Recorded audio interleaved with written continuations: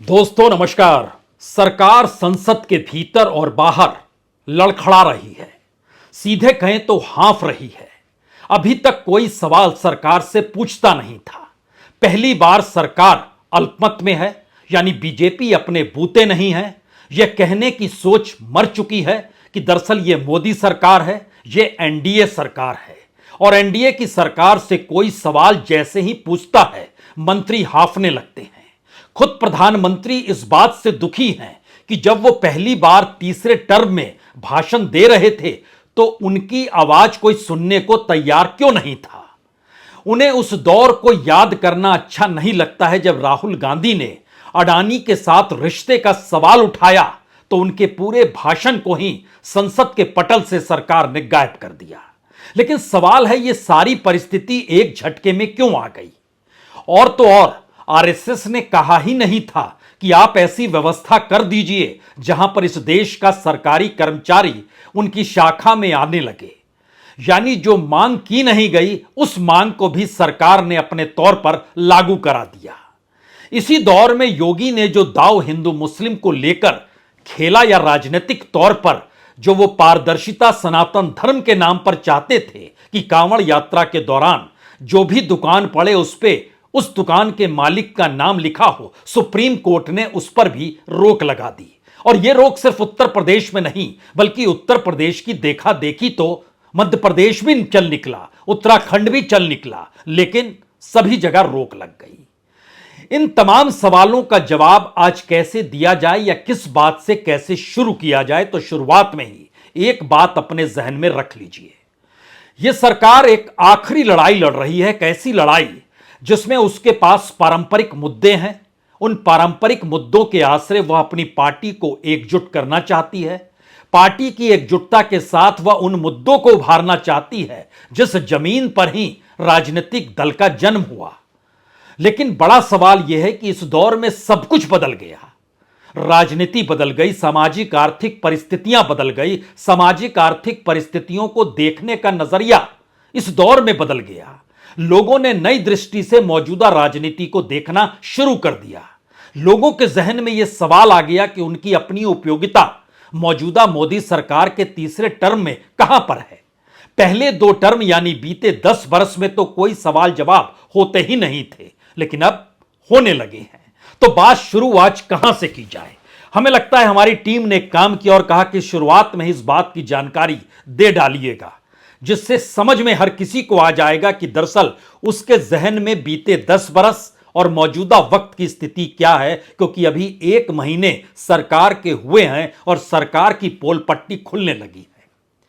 तो 5 मुद्दों की पूरी लिस्ट पहले हमको थमाई गई, उसके बाद हम असल मुद्दों पर आते हैं। क्योंकि मनरेगा में मजदूरों की तादाद इस देश के उस रिकॉर्ड को भी तोड़ चुकी है जो रिकॉर्ड जब कोविड हुआ था और उसके बाद प्रवासी मजदूर घर लौटे और कहीं काम नहीं था तो उन्होंने अपना नाम रजिस्टर्ड मनरेगा मजदूरों की लिस्ट में करा लिया। और उस वक्त सरकार को मनरेगा का बजट बढ़ाना पड़ गया, यह कहते हुए कि इस देश के भीतर में कोविड है और वहां पर मजदूर बढ़े हुए हैं तो बजट बढ़ा देते हैं। लेकिन 2024 में ऐसी कोई स्थिति तो नहीं है। बावजूद इसके मनरेगा मजदूरों का पूरा नंबर जो है वह कई हिस्सों में बढ़ चुका है।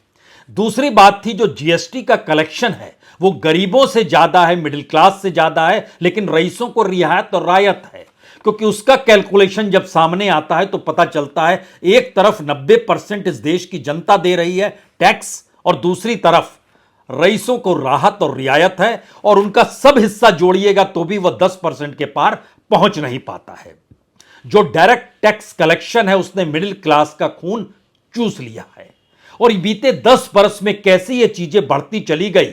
और इन परिस्थितियों के बीच आरबीआई ने किया कि हमें इतना लाभ है तो 2 लाख करोड़ से ज्यादा उसने सरकार को सौंप दिए। और उसी आरबीआई के मातहत आने वाले बैंकों की किताबों में से एनपीए के आंकड़े निकाले गए और बैंकों की स्थिति यह हो गई कि वह कोई जोखिम उठा पाने की स्थिति में नहीं।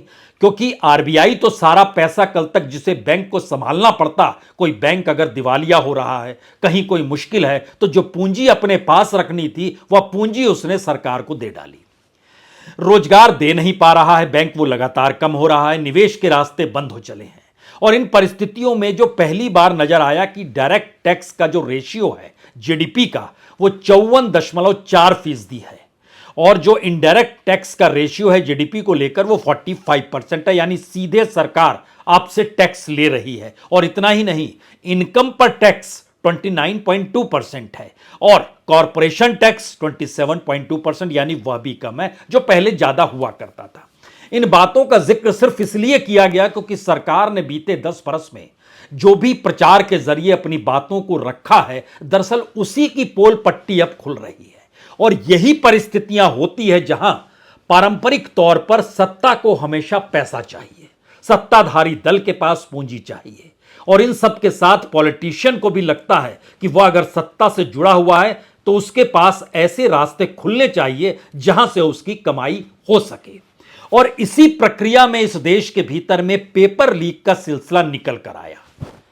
नीट तत्काल का उदाहरण है। सुप्रीम कोर्ट कल इस पर फैसला देगा, और सुप्रीम कोर्ट ने आज सुनवाई करते करते जिन बातों का जिक्र किया, उन बातों का जवाब देने की स्थिति में इस देश का नेशनल टैलेंट एकेडमी भी नहीं थी। तो फिर सॉलिसिटर जनरल कैसे होते? तो उन्होंने कल तक का वक्त मांग लिया, और कल तक का वक्त सुप्रीम कोर्ट ने कहकर दे दिया कल फैसला हो जाएगा। यानी जिस बात को सरकार नकारती रही, इनकार करती रही, उन्हीं बातों को लेकर अपने तौर पर सुप्रीम कोर्ट को कहना पड़ा कि जिस हालत में आप तर्क दे रहे हैं इसका कोई मतलब नहीं है। और यही बात पार्लियामेंट के भीतर आज जब राहुल गांधी ने यह कहकर कहा कि दरअसल ये पूरा का पूरा आपका जो एग्जामिनेशन सिस्टम है ये फ्रॉड हो चला है, और जिसके पास पैसा होगा वह इस पूरे सिस्टम को खरीद सकता है। यानी इतना कॉमर्शलाइजेशन हो गया है कि उसके बाद तो कुछ बचेगा नहीं। और जब ये बात कह रहे थे उस दौर में सामने प्रधानमंत्री नहीं थे, एजुकेशन मिनिस्टर धर्मेंद्र प्रधान थे। उससे पहले सीधे तौर पर अखिलेश यादव ने कह दिया जब तक ये मंत्री रहेंगे न्याय नहीं मिलेगा। जाहिर है ये सीधी कही गई बात थी जो इससे पहले विपक्ष के नेता के तौर पर अधीर रंजन नहीं कहते थे, उससे पहले कोई पॉलिटिकल पार्टी का नेता नहीं कहता था। लेकिन इस दौर में ऐसा क्या हो गया कि पूरा सिस्टम अब खुलकर सामने आने को तैयार है। राहुल गांधी ने जो पार्लियामेंट में कहा, आज बात वहीं से शुरू करते हैं। It's obvious to the whole country that there is a very serious problem in our examination system. This is not just a question of NEET, it is in all the major examinations. Now, the minister has blamed everybody except himself. Right? I don't even think he understands the fundamentals of what is going on here. आप प्रश्न क्या Why we are asking some very simple questions to Honorable Minister.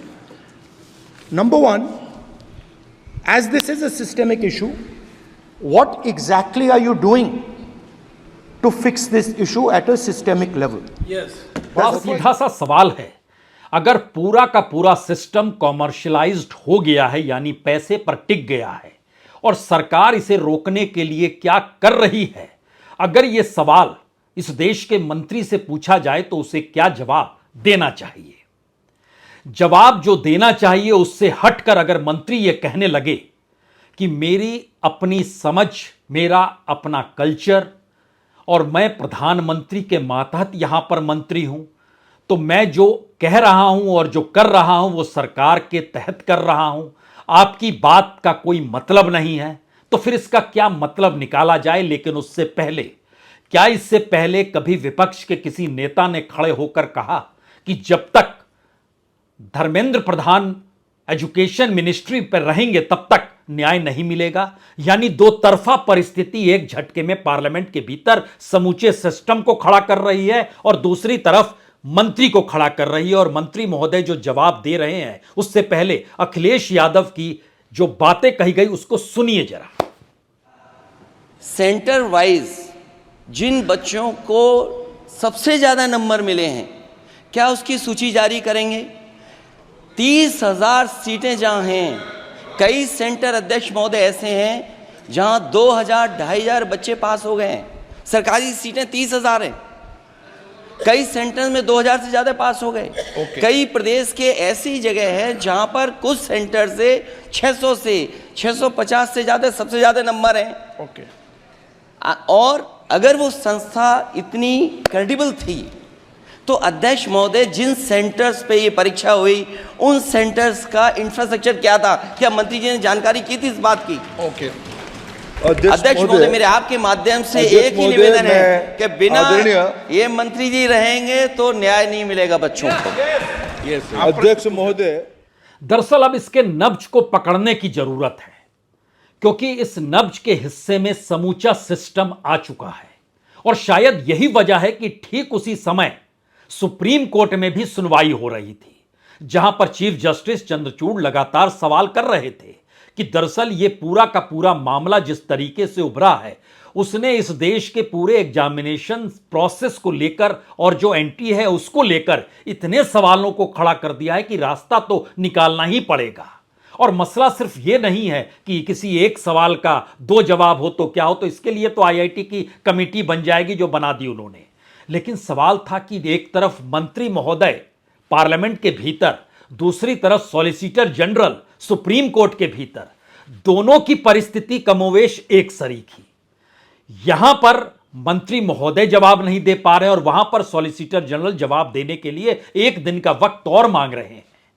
तो वहां पर वक्त दे दिया supreme court ने, लेकिन पार्लियामेंट के भीतर के जवाब ने बहुत सारी परतों को खोल कर रख दिया कि आखिर ये सरकार के सामने कौन सी मुश्किल है। और बीते 10 बरस की जो ट्रेनिंग थी, जहां बहुमत था और पार्लियामेंट भी अपने इशारों पर बीजेपी चलाती थी या मोदी सरकार चलाती थी, अब उसके सामने अगर विपक्ष खड़ा है तो फिर मंत्री क्या कहे? मेरे जो शिक्षा है, मेरे जो संस्कार है, मेरे जो सामाजिक जीवन है, मेरे को मेरे राज्य की, मेरे सूबे की जनता की स्वीकृति मिली है। मैं किसी की, मेरे बौद्धिक और मेरे संस्कार की सर्टिफिकेट मेरे को सारी सदन में किसी से नहीं चाहिए। देश की प्रजातंत्र में चुन के मेरे नेता प्रधानमंत्री मोदी जी को प्रधानमंत्री की भूमिका दिया है। मैं उनकी निर्णय से यहाँ उत्तर दे रहा हूँ सदन को। बाकी ये कहना चिल्लाने से सच झूठ नहीं हो जाएगा साहब। ये जो कहा गया देश की अभी की एग्जामिनेशन सिस्टम रबिश है सर, इससे दुर्भाग्यजनक बयान देश की नेता प्रतिपक्ष का कुछ नहीं हो सकता है सर। मैं कठोर शब्द से इसको निंदा करता हूं। यानी मंत्री की समूची ताकत प्रधानमंत्री की हथेली में है। और प्रधानमंत्री अपने तौर पर अगर संसद शुरू होने से ऐन पहले इस बात का जिक्र करने लगे कि मैं जब भाषण देने खड़ा हुआ, यानी इस देश का प्रधानमंत्री जब भाषण देने खड़ा हुआ, उस समय अगर सामने नारे लगते रहे तो यह तो प्रधानमंत्री के गला घोटने की परिस्थिति है कि आप उन्हें बोलने ना दीजिए। लेकिन सवाल है प्रधानमंत्री को यह क्यों कहना पड़ा? इस दौर में सरकार अपने जरिए जिन मुद्दों को ला रही है वह मुद्दे ना तो पुरानी तर्ज पर आ सकते हैं और ना ही राजनीतिक तौर पर वह पुराने तौर तरीकों से टिक भी सकते हैं, क्योंकि यह एक ऐसी परिस्थिति है जिसमें सरकार बैसाखी पर है।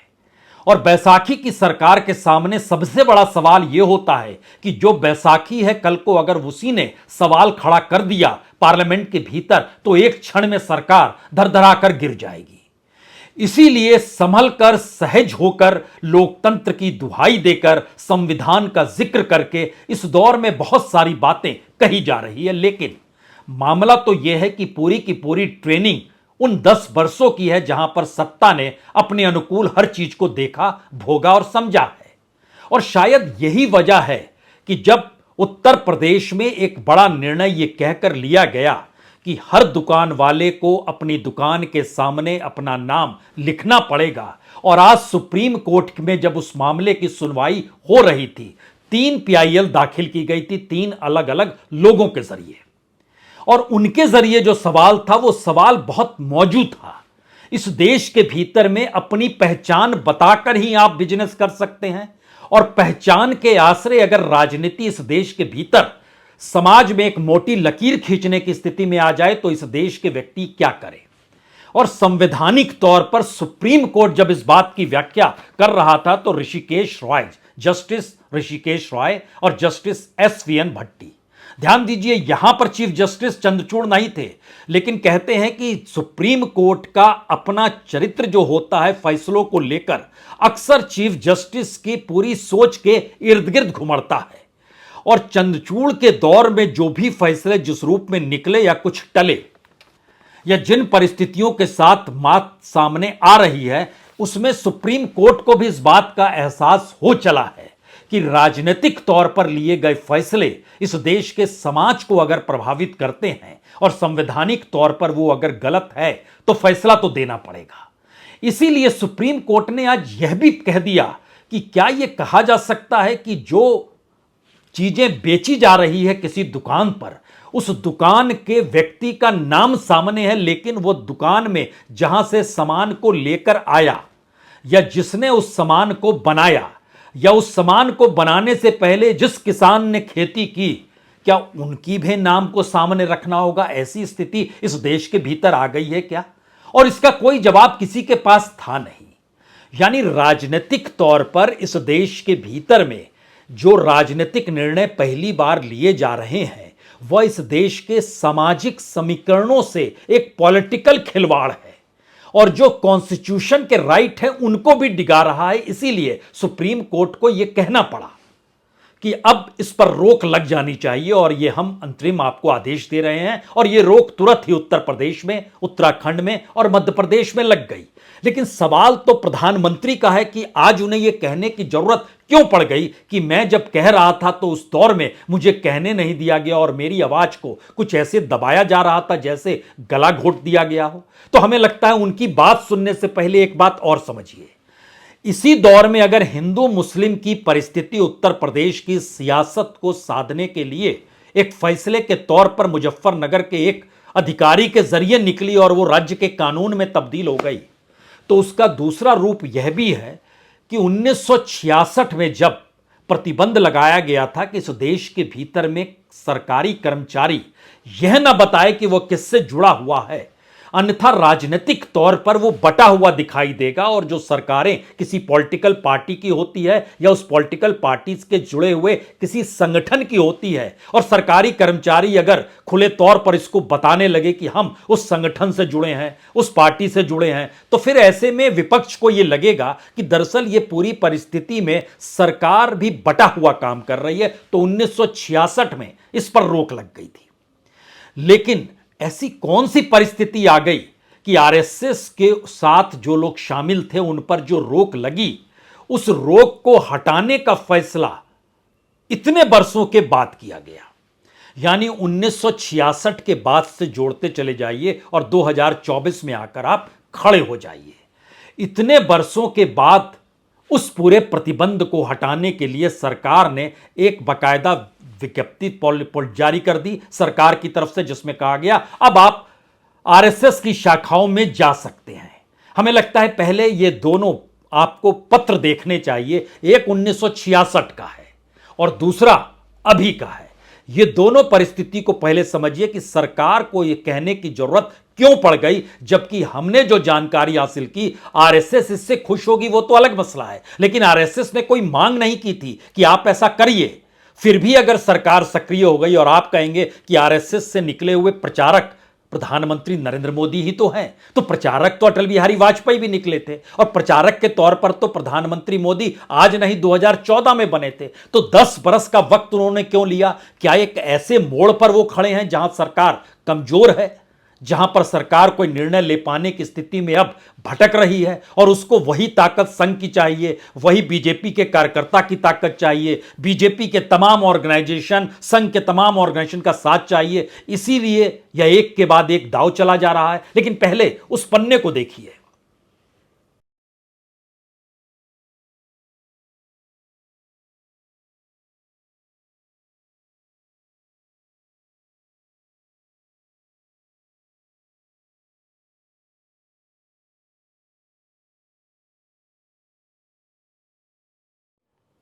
यानी इस देश का सरकारी कर्मचारी अब सरकार में काम करते हुए यह खुले तौर पर बतला सकता है कि हां मैं आरएसएस से जुड़ा हूं।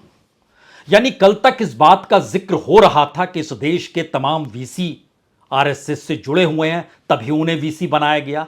राज्यपालों की तादाद तो एक अलग मसला है, वो पॉलिटिकल तौर पर नियुक्ति हुई, लेकिन तमाम संस्थानों के भीतर जहां की एचआरडी मिनिस्ट्री में सबसे ज्यादा आरएसएस के लोग क्यों आ गए और तमाम संस्थानों में संघ से जुड़े होने का सर्टिफिकेट देकर कोई शामिल होते चला जा रहा है, तो यह राजनीतिक तौर पर भारत की एक नई परिस्थिति है। लेकिन यह दांव क्यों खेला जा रहा है? कहते हैं कमजोर ये दांव खेलते हैं, और शायद इसी वजह से इस देश के उपराष्ट्रपति धनखड़ साहब जो राज्यसभा के भीतर खुले तौर पर यह कहने से नहीं कतराते हैं कि मैंने 25 बरस पहले आरएसएस के एकलव्य के तौर पर शपथ ले ली थी। यानी अगर आप आरएसएस से जुड़े हुए हैं तो मौजूदा मोदी सत्ता या सरकार के करीब आप हो सकते हैं, लेकिन इस देश को चलाने की परिस्थिति में अभी तक जब पेपर लीक हो रहे थे और नियुक्तियां इस देश में हो रही थी, तब यह सवाल था कि दरअसल मेरिट पर ध्यान कौन देगा।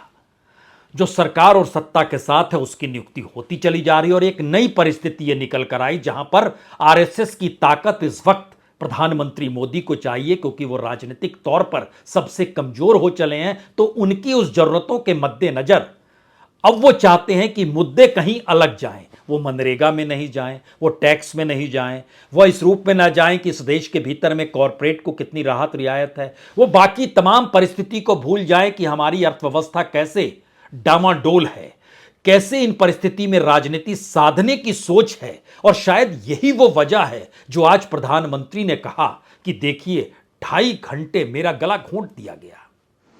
जो पहला सत्र था, 140 करोड़ देशवासियों ने बहुमत के साथ जिस सरकार को सेवा करने का हुक्म किया है देशवासियों ने, उसकी आवाज को कुचलने का और लोकतांत्रिक प्रयास हुआ। 2.5 घंटे तक देश के प्रधानमंत्री का गला घोंटने का, उनकी आवाज को रोकने का, उनकी आवाज को दबाने का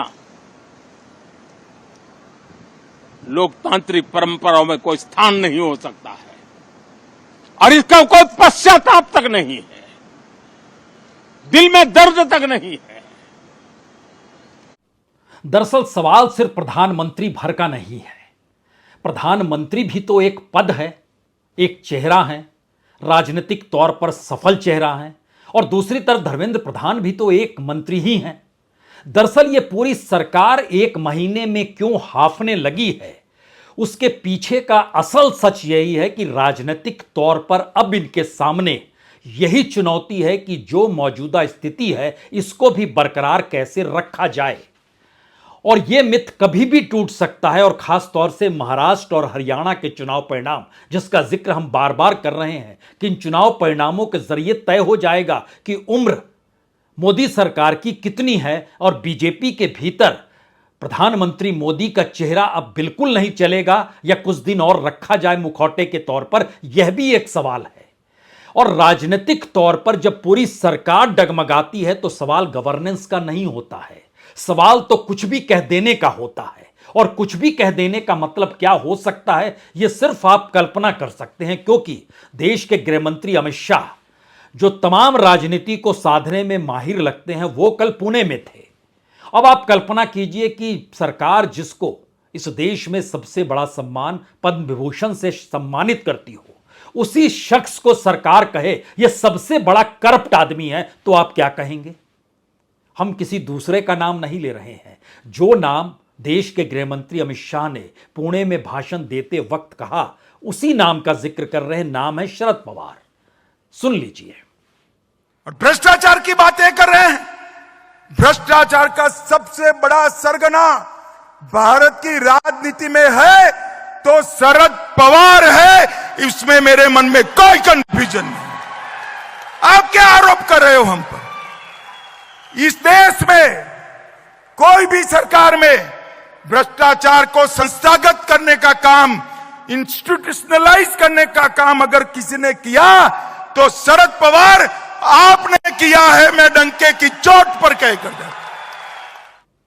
आप भी सोच के ठहाका लगा रहे होंगे, क्योंकि इससे पहले प्रधानमंत्री ने महाराष्ट्र में ही चुनावी रैली में ही भाषण में अजीत पवार का जिक्र किया था और सबसे करप्ट बतलाया था। और 48 घंटों के बाद वही अजीत पवार बीजेपी में शामिल हो गए और अब शरद पवार का ये नाम ले रहे हैं और जिनको इन्होंने सम्मानित किया है। इस सरकार के सामने मौजूदा वक्त में 3 सबसे बड़ी मुश्किल परिस्थितियां आकर अटक चुकी है।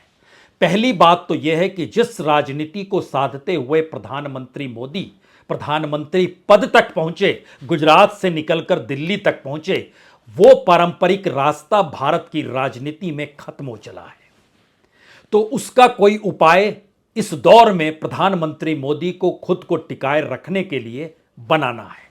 दूसरा सवाल, जो नए प्रयोग करने हैं वो नए प्रयोग नहीं हो रहे हैं, पुराने ही प्रयोग नए तरीके से रखने की कोशिश में प्रधानमंत्री मोदी और गृह मंत्री अमित शाह या इनकी पूरी गवर्नेंस के तौर तरीके उन्हीं मुद्दों को उठा रहे हैं जिसके जरिए आरएसएस को साधा जा सके, बीजेपी को एकजुट रखा सके और खुद की कुर्सी को बरकरार रखा जा सके। उस रास्ते में लगातार गलतियां एक के बाद एक हो रही है, क्योंकि हर दांव उल्टा इसलिए पड़ रहा है क्योंकि अब सीधा सवाल पार्लियामेंट के भीतर विपक्ष के नेता के तौर पर राहुल गांधी कर रहे हैं।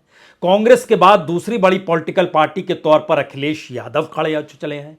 तीसरी बड़ी पॉलिटिकल पार्टी के तौर पर टीएमसी यानी ममता बनर्जी की पार्टी आकर खड़ी है। चौथी बड़ी पार्टी के तौर पर डीएमके यानी स्टालिन आकर खड़े हैं। इन परिस्थितियों के भीतर बीजेपी अपने तौर पर कैसे साधेगी, क्योंकि उसे पता है जो एनडीए के नेचुरल सहयोगी थे उन नेचुरल सहयोगियों की कोई हिम्मत और ताकत नहीं है। जिनके पास ताकत है उसमें नीतीश कुमार कभी इधर कभी उधर रहे हैं, चंद्रबाबू नायडू कभी इधर कभी उधर रहे हैं, तो दोनों कभी इधर और कभी उधर चले जाएंगे तो यह सरकार ढहढहाकर गिर जाएगी। तो कहां कैसे साधना है इस मुश्किल हालात में। आज ये कहना पड़ गया कि हम विशेष राज्य का दर्जा बिहार को नहीं दे सकते हैं और सरकार के मंत्री ने लिखित जवाब में यह बात कह डाली। यानी जो पूरा प्रयास बिहार को लेकर नीतीश कुमार की पूरी राजनीति जो रची बसी गई, आज उसकी भी हवा उसी पार्लियामेंट के भीतर निकल गई, जिस पार्लियामेंट के जरिए सहयोगी के तौर पर नीतीश और चंद्रबाबू मानकर चलते हैं कि दरअसल वो अपनी बातों को मनवा लेंगे, लेकिन संभव नहीं है क्योंकि इन्हें अपनी पारंपरिक राजनीति को पहले साधना है जिससे गद्दी अपने पॉलिटिकल पार्टी के भीतर तो बनी रह जाए। ये दूसरा सवाल था। और तीसरा सबसे बड़ा सवाल है इस पूरी परिस्थिति में, क्या बीते 10 बरस में जो कुछ भी बताया गया और जिस तर्ज पर बताया जा रहा था, जो प्रचार के आश्रय था, मीडिया के भोंपू के आश्रय था, अपने तौर पर सब काम कर रहा था, वो पूरा अगर एक एक परतों के आश्रय खुलने लगेगा तो क्या उसके भीतर का सच इस देश की सबसे बड़ी त्रासदी के तौर पर होगा, जो आर्थिक क्षेत्र में होगा, जो सामाजिक क्षेत्र में होगा, जो गवर्नेंस के तौर पर होगा, जो इस देश की बैंकिंग अवस्था से जुड़ा हुआ होगा, जो इस देश के एजुकेशन से जुड़ा होगा, जो हेल्थ सेक्टर से जुड़ा होगा, जो मोनेटाइजेशन और प्राइवेटाइजेशन के पैसे को बनाने की पूरी प्रक्रिया है और कॉरपोरेट के साथ खड़े होने की सोच है, वो पूरा सब कुछ खुल जाएगा क्या? ये तीसरा सवाल सरकार को डरा रहा है और वो इसीलिए दाएं बाएं ऐसे मुद्दों को उठाकर सामने रखना चाहती है। इसी में किसी तरीके से कुछ वक्त और मिल जाए, कुछ वक्त और गुजर जाए, यानी जब तक हो सके सत्ता का उपभोग किया जा सके। सत्ता का मतलब टैक्स पेयर और इस देश का वो पैसा है जिस पे हक इस देश के आम लोगों का है, जनता का है। लेकिन सरकार जब मदमस्त होती है और जब वह मदमस्ती को ही गवर्नेंस मान लेती है तो क्या होता है ये सब कुछ आंखों के सामने हो चला है। बहुत बहुत शुक्रिया, बहुत बहुत शुक्रिया।